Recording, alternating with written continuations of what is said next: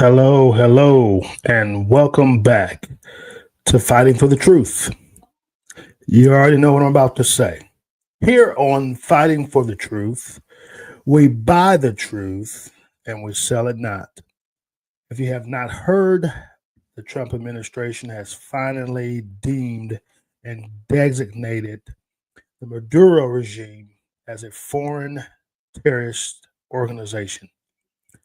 It has been a long time in the making. Now, I want to talk very clearly and briefly about Venezuela. Now, Venezuela is known for more than its amazing food. And if you have never ever tasted a arepa, you got to have a arepa. It's a beautiful thing. I love it. It's made of cornmeal. You can stuff it with all types of things, meat and cheeses. There's several different restaurants in our area of Raleigh, North Carolina, where you can find some good arepas. So make sure you go and check those out. But Venezuela is known for more than its food. I don't know if you know this or not, but Venezuela was and still is the largest producer of crude oil. One would say, how can such a vast and rich country that has its minerals and oil so poor these days? Another fun fact, if you did not know this, Venezuela is now listed and rated as a third world country, believe it or not. Now, back, guess what? In the 70s, they were not considered a third world country. Matter of fact, they were on top of Japan, Finland, many other countries as it pertained to wealth. As a matter of fact, Venezuela was the number one leading country in oil and richness.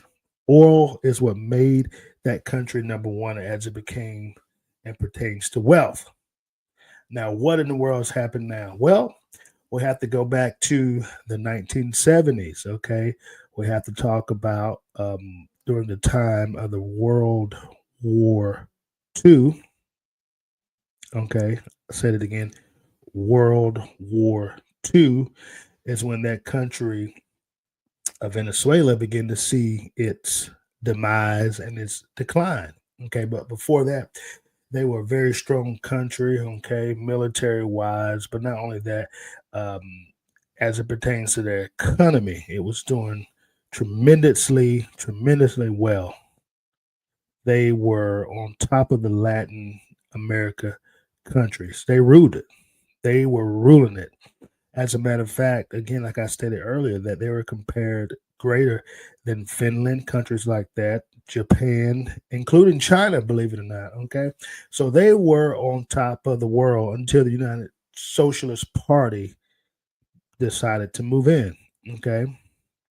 When that took over, that country saw its decline. And at one point, actually, I got to say this as well, Venezuela was a country that was free. The people could come at and go as they please. They had plenty of food, plenty of energy. They had plenty of water. They had electricity. They had all these things that in 2025 they do not have. There is a huge shortage. Their GDP was once one of the greatest GDPs in the world. That has slowly decreased year after year. We're going to talk about why that is. They did not have a dictatorship at that time. They were ruled under a republic, and they were governed, of course, by the legislators and the politicians of that country who was able to create an environment where that country was a free society, sort of like what we see in many other countries, especially ours. We're still a free society, thank God, here in America. But Venezuela once had all these things, okay? People could come and go as they please. They were not eating out of trash cans. They were literally having their own income, okay? They had their own income at one point, okay? The poverty rate was very low, okay? Life was long lasting. They were able to have all these things until you might know him, Hugo Chavez came in. Okay, when Hugo Chavez came into power, okay, that is when the decline really started to fall. I mean, it fell drastically and it fell heavy and it fell quickly. Okay. I've never been to Venezuela yet. Plan to go someday, but we do know that the capital of Venezuela, okay, Caracas, which is still where all the wealth and the economy driven people are located at. That's why all your hotels, all the revenue. I would imagine when people go to Venezuela, they go to Caracas, but that is still a sort of a place where tourists go. But right now, of course, under the regime of Nicolás Maduro, we're going to talk about him a little bit more. You'll see that it's not where it once was.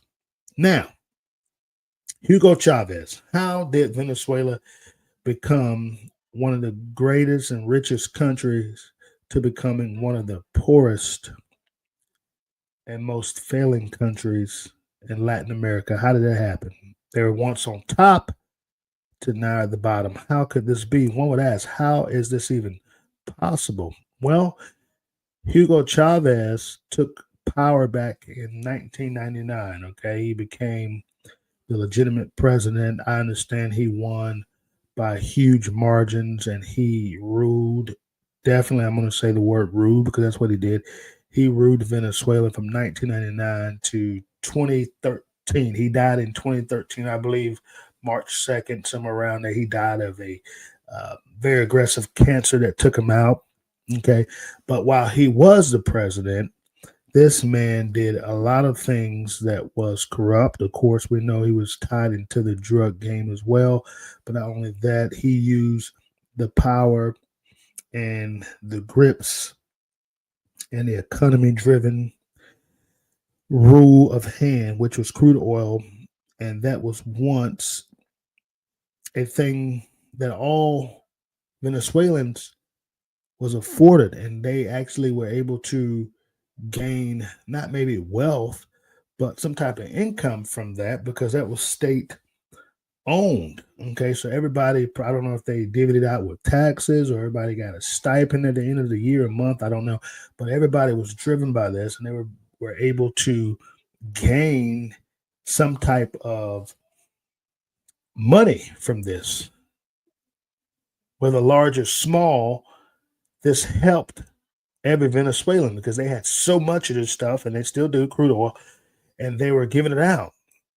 It's sort of like when the folks who live in Orlando, Florida or California right there in Anaheim, okay, or maybe even just in California. I don't know if you know this or not, but people, the citizens of Florida, they receive a stipend. Well, I shouldn't say a stipend, a discount certain parts of the year. I believe they go by zip codes, but every resident of Florida has the opportunity to go to Disney World at a discounted rate. And that's due to the privileges of living in a state where the world's largest amusement park is located and gains so much revenue. And so they pay their citizens back by allowing them to have a discounted rate to go to visit and have fun at the theme parks, which makes sense. So the same scenario here with all the oil that Venezuela was producing. Don't even talk about the exports that they were pushing out to other countries. They were receiving so much money that they were able to give back to their citizens. Well, that since has stopped. It has since ceased to really have been dwindled down to where you see the citizens eating out of trash cans, okay, trying to find food. You've seen pictures and videos of it. It's a very sad thing. Who would have ever thought they would have to go through such a thing? But that's where they're at right now. But this all came about by Hugo Chavez coming into that country as the leader, okay, and bringing in, which I talked about, and I still do all the time. You heard me talk about in the previous show when we were talking about Zoran Mamdani, when it looks at socialism. This is what Hugo Chavez is known for, his socialist ideas, okay?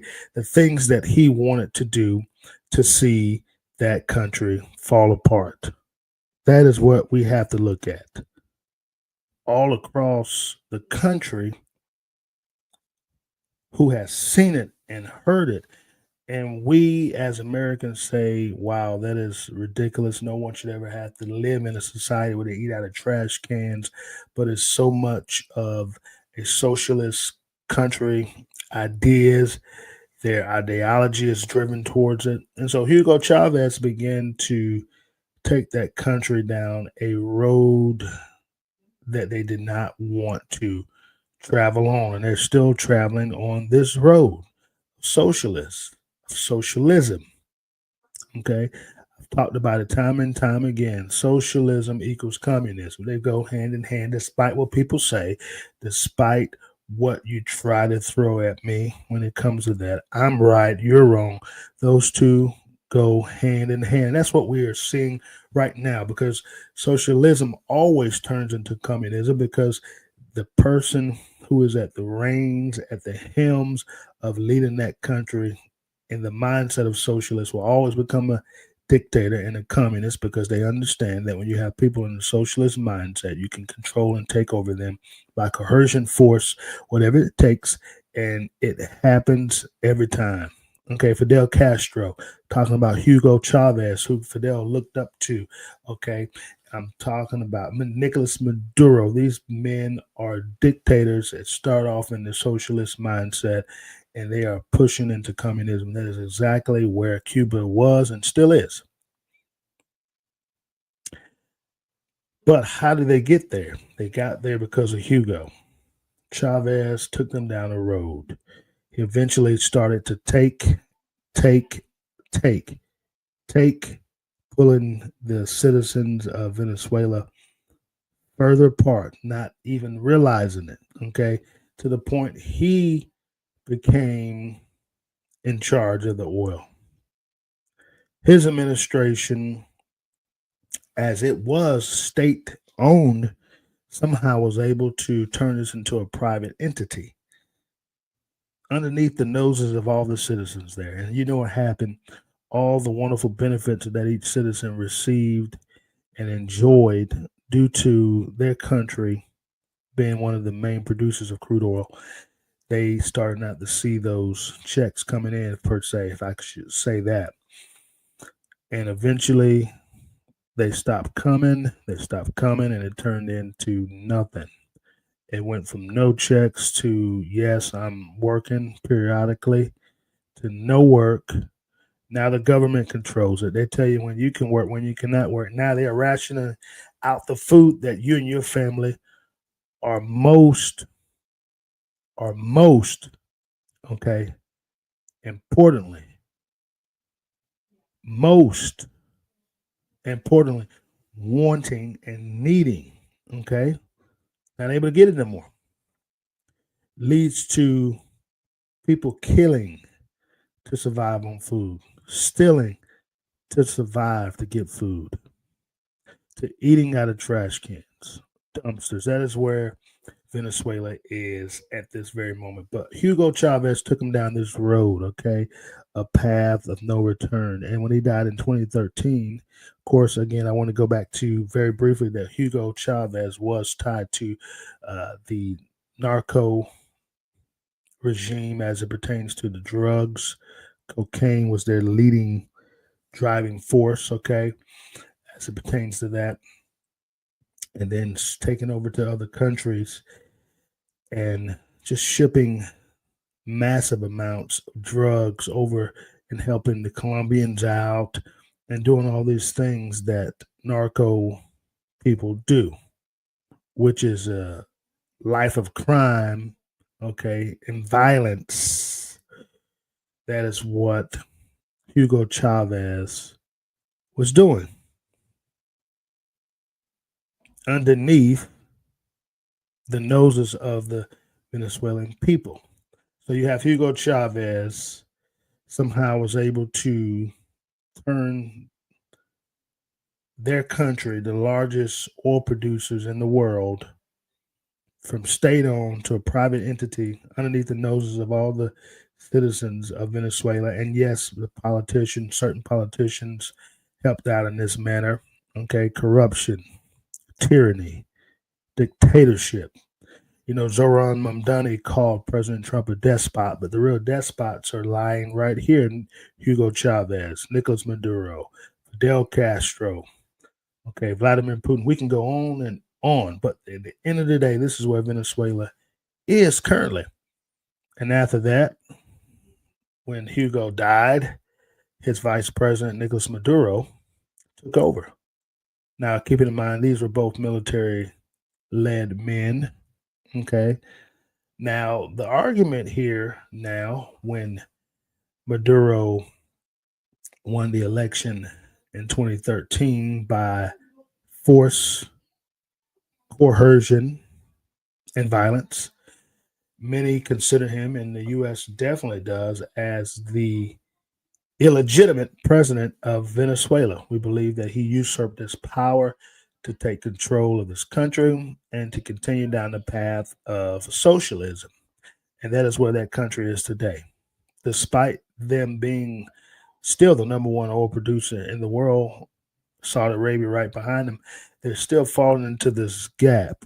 And they are in a rut that they cannot dig themselves out, because you know what socialism suggests as well: take all the guns and weapons and ammunition away from its citizens so that you can disarm them, so that when it's time to rise up as a militia, they have no power to do so. And that is where they're at today. Cuba, think about it. If these people had the means to overtake the government by force due to the dictatorship that they fall under, wouldn't you think they all would come together, band together, and overtake said regime? But they're not able to do it because they do not have weapons that are needed in a fight to take over. So therefore, there is no militia that can be started by the civilians.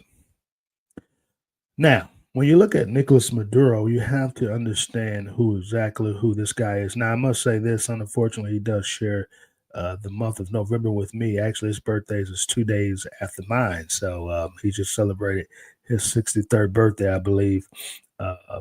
So I do not brag about him sharing November birthday, because see, November is a special month for every person who was born in that month. And I hate to know, even Joe Biden has a birthday in November.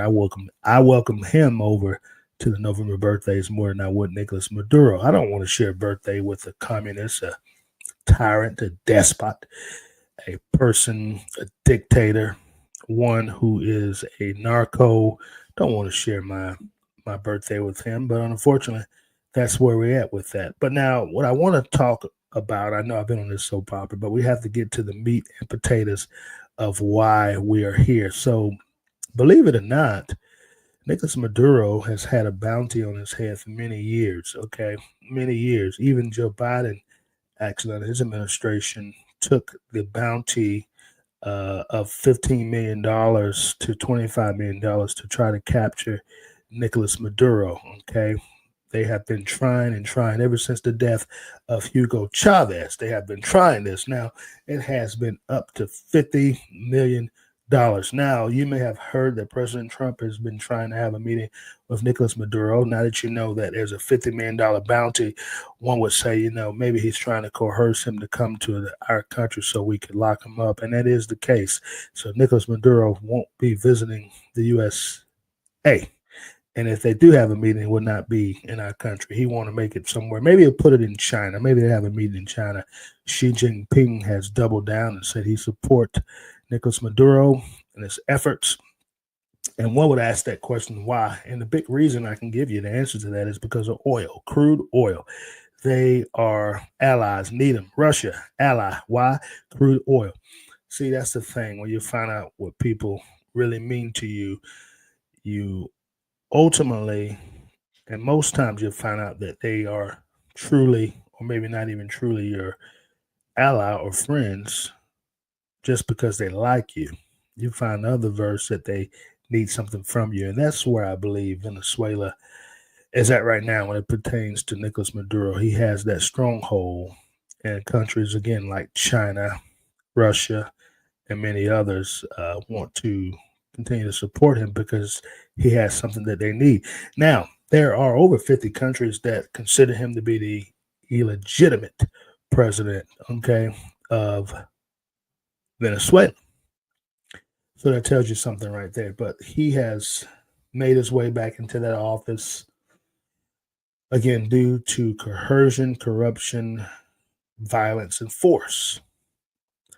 But there is a day that it will come, the same way Hugo Chavez saw his, and I'm not wishing death, but what I'm saying to you is when you do bad things to God's people, bad things happen to you.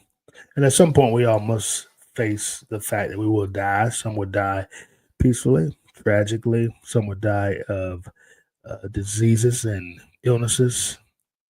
And some would just die in their sleep. We don't know that. We can't predict. But what we can say, when you have killed so many people, when you have done harm to so many people, I don't think a silent death or a lack thereof death will befit you. We know that in our Christian faith, our Bible says that you will reap what you sow. If a man sows evil, that's what he will reap. If a man sows peace, love, and unity, that is what he will reap. So it's a revolving door. Now, got to understand this. Venezuela does not have term limits as it pertains to their presidency. So you look at Nicolás Maduro, he's been serving since 2013. The man is still in power. You looked at Hugo Chavez, who had served, 99 to 2013. So these guys are heavily weighing the civilians of Venezuela down. And I say that at the end of the day, it's not a place where I would want to live, work, or play at because it's not a society that is conducive to the advancement and growth of its people. And I would want any parts in that. Okay. So what we have to realize is that we have to at some point get the Maduro regime out of office. They have to be booted out. Um, as you know, there's been 21 strikes by our U.S. vessels against Venezuelan boats, submarines that they've made, including Colombia. Okay. We've taken them out. And some on the left argue why in the world are we even involved in this? Well, it's pretty accurate and it's pretty obvious. We need to take out these ships so they don't make it to the United States soil where they can wreak havoc through their drug enterprise. So, don't know why that conversation or that even for that matter terms would come up as it pertains to why we're involved in taking down Colombian narco and Venezuelan boats. It's very easy. It's very easy to figure that out. You know, there has many that just want to continue to see harm done on the American people, but not only American people, just people around the country in general. And you must know that Nicolás Maduro is a cartel leader. Despite what you hear, despite what some may say, he is, okay, the leader of to make sure I get that right, the Cartel de los Soles. Okay, that is a drug enterprise. And as a result, they have been deemed a foreign terrorist national organization, or I should say just foreign terrorist organization that was deemed today, designated today. Many people know that Maduro is one who don't care about the people that he are overseeing or is overseeing. Because at the end of the day, if he actually cared, he'll be doing things to help push the country forward and not bring them further apart. Now, we already know about the Tren de Aragua. We know about that particular gang. We know they're drug cartels, and this is what the leader of Venezuela is tied into. And it's out of control. There's no caps on it. There's no checks and balances on what he's doing. It's all based on, again, dictatorship, a tyrannical government that is watching its people fall further and further down the hole of poverty. believe there's been over, I think I'm going to say 2 to 5 million Venezuelans fleeing the country of Venezuela. They're going to places like Colombia. They're heading over to places like Dominican Republic. They're heading over to places like not Cuba, Mexico, and ultimately, of course, China. Ultimately, heading over to the USA. And this is where we find ourselves when it pertains to ICE. See, the thing is, we're not getting the best of the Venezuelan people. A lot of the gang members are being squashed in and squandered into these numbers. And that is why ICE has been doing the job they have been doing to rid gang members around the world who are tied to heavy cartel ridden gangs. And unfortunately, good people have to also go down with that, because I tell people all the time, as it pertains to law enforcement, it's kind of hard to round all these folks up without having to interfere, or maybe um, in a moment pausing a person's life who's actually here, whether they're here legal as well, here who are actually making a difference, doing the right thing, staying out of trouble, being law-abiding citizens, all the things I talk about on the show, paying taxes, being God-fearing people, not causing any incidents, driving appropriately, not driving drunk, all these things that sometimes we see male foreigners do, especially as it pertains to the Central American world. We see that they're actually doing the right thing. They're going to work. They're taking care of their families. But in the midst of that, they are being looped in with these people, because when ICE comes in, they're not looking at this is a good working man. They're looking at, okay, is he or she supposed to be the country? And sometimes it falls into areas where they're not. They have went under the radar peacefully, safely, never had an incident. Some people, 20, 30 years they've lived in this country, 5, 10, 20 at that moment. And all this is due, if you want to know the real facts and truth, all this is due to the fact that we have dangerous foreigners, illegal foreigners in our country who we're trying to get out. That has been undetected for so long. And they're wreaking havoc on the American people, killing us through drugs, killing us by driving, killing us through gun violence and all these things. So that's why it is happening. So that is where we're at when you look at immigration. But I wanted to bring that up because it's very important that we find out the real truth. Don't listen to the media about it. Really dive into why we're trying to rid these people out of America. It's due to these cartels, Nicolás Maduro, people like that, Hugo Chavez, okay, people like Fidel Castro, people who are in these different leadership roles who are able to take in cartels, the FARC, okay, these people, Colombian gang, if you're not familiar with them, huge, massive drug gang. They're doing all these things by sea most of the time. They're doing it by land as well, but we're finding out through the sea, which is why we've had 21 strikes on these vessels to take them out. We're just blowing them up. We're just blowing them up. And we're blowing all their drugs up. And guess what? As a result, they're not making it into the hands of men and women in America and other countries as well. There's no good that comes from that type of stuff. And so I'm all for doing what we have to do to rid it. But Nicolás Maduro is an evil man, okay? And we hope one day he's caught. And we hope at some point they will have a president who actually looks at the Venezuelan people, who wants to see that country thrive and grow and go back into where they was back in the 70s, okay? A thriving, rich country built on crude oil and just a rich and vast, peaceful country that was ran off the republic, which meant people were free and they were able to live in a free society through safety, okay, through peace.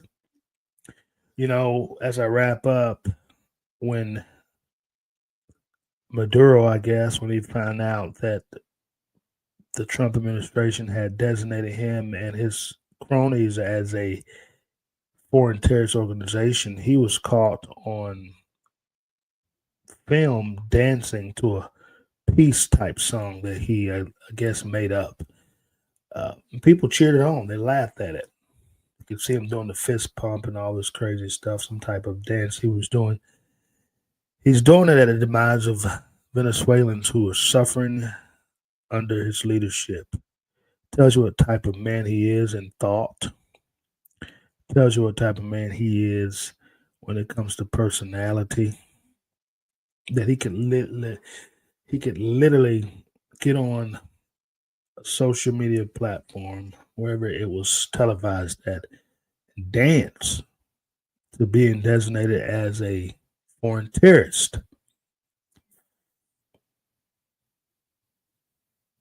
Think 50 countries that are against the Maduro regime should band together and legitimately get him out of office and replace him, handpicked, with someone who has the best interests of Venezuelans. So many good people have fled that country under his leadership, as well as Hugo Chavez's leadership. They will never enter that country again as long as a dictator is at the helm of it. And I don't blame him. But there's something to be said. There's something we have to do. And I pray for every Venezuelan and any person who is living in a country where they are bound by tyranny, a dictator, and an evil person. Thankful to live in America where we don't have to go through those things, although we have a lot of evil in our world and country, and we don't have to live under a dictatorship where we don't have food, shelter, clothing, electricity. Those are the necessities, amenities that every living person should be able to enjoy. But countries like, again, Cuba, Venezuela, okay, Africa, Haiti, many other countries do not have the opportunity to enjoy. And what a sad day that is. But we have to, at some point, double down and get Nicolás Maduro out of Venezuela like we did Saddam Hussein under the Bush administration. And I believe once we do that, and we continue to blow up every ship that we detect that is headed towards the U.S. to make sure no drugs from their hands make it into the U.S. I'm all for it. Continue to blow them up. Because anybody who's on those vessels are not good people. So guess what happens in the midst of being blown up? They're dead. And I say that every cartel member should go under that type of scrutiny. They're not doing anything productive.